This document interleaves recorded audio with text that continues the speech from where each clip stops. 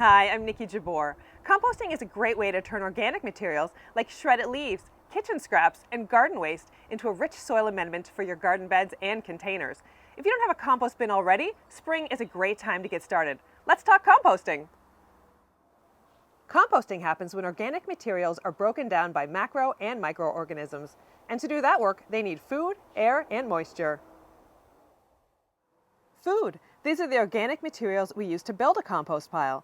They're often divided into two groups, green and brown materials. The green materials are nitrogen-rich and include kitchen scraps like vegetable peels and coffee grounds, as well as grass clippings and garden waste. Fresh green materials also provide moisture to the compost pile. The brown materials are carbon-rich and absorb moisture and give structure to the compost pile, allowing good airflow. Common brown materials include leaves and straw. A pro-composting tip is to stockpile brown materials like leaves when they're plentiful in autumn. I keep a pile near my compost bins.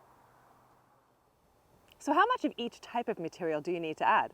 Well, an ideal compost pile has 3 times as much carbon materials as nitrogen materials. So if you're adding a bucket of kitchen scraps, follow that with 3 buckets of shredded leaves or straw.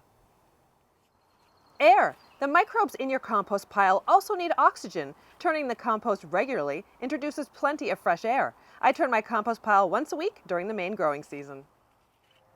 Moisture. A compost pile should be moist but not wet. Aim for the consistency of a wrung-out sponge.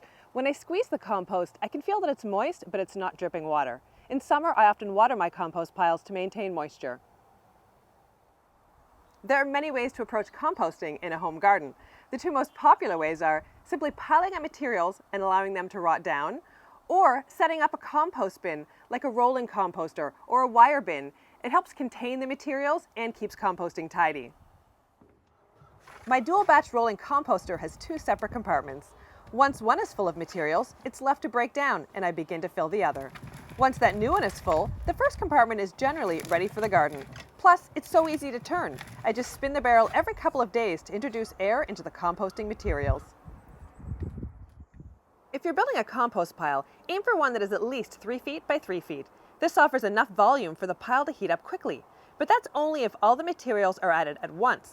To fill a spring compost bin, I gather leaves that provide it winter insulation in my perennial and vegetable beds, the half-rotted straw bales from the previous summer, kitchen scraps that I've gathered in a bucket, garden waste from winter, and used coffee grounds from my local cafe. I can then use these materials to fill up my compost bin all at once and get started on hot composting. If you're not in a hurry for your compost, you can build a pile from kitchen scraps and garden waste as they're available. You don't need to build the pile all at once. It might take a year or 2 to break down, but you'll still end up with a rich soil amendment for your flower and vegetable gardens.